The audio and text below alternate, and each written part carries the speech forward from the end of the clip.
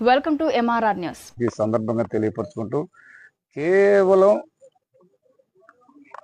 రాజకీయంగా బెదిరించి బ్రహ్మనాయుడిని ఏదో లొంగ తీసుకుందామనే ఆలోచన చేసినటువంటి వాళ్ళకి నేను ఒక్కటే చెప్తున్నాను. బ్రహ్మనాయుడు ఊపిరున్నంత వరకు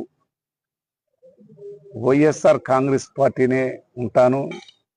జగన్మోహన్ రెడ్డి గారితో నా జర్నీ, ఎక్కడ కూడా ఇందులో రాజీ లేదని మరొకసారి తెలియపరుచుకుంటున్నాను.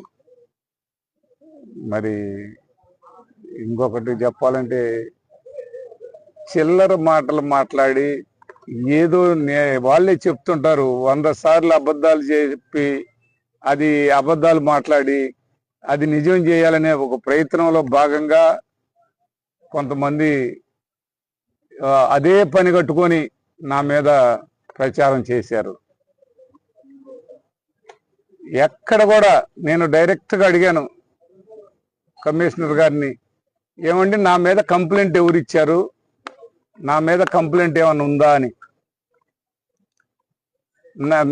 నన్ను కస్టడీకి పిలిచినప్పుడు నేను ఒకటే అడిగాను, వాళ్ళు ప్రశ్న అడిగే ముందు నేను ఒక ప్రశ్న అడుగుతాను, మీరు సమాధానం చెప్పండి అని అన్నాను. ఏంటి ఆ ప్రశ్న అన్నారు. నా మీద కంప్లైంట్ రెవెన్యూ డిపార్ట్మెంట్ వాళ్ళు కానీ ప్రభుత్వం తరఫున ఎవరన్నా నాకు కంప్లైంట్ ఇచ్చారా అని అడిగాను. వాళ్ళు ఎవరు సమాధానం చెప్పలా. ఏందండి సమాధానం చెప్పరంటే, ఇది పైనుంచి వచ్చిందండి.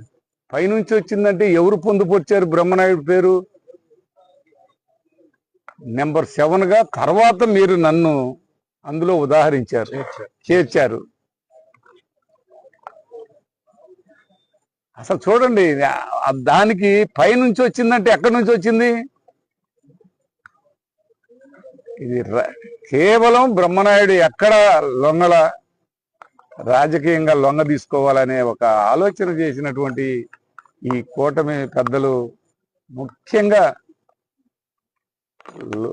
ఇక్కడ ఉన్నటువంటి నరసరావుపేట ఎంపీ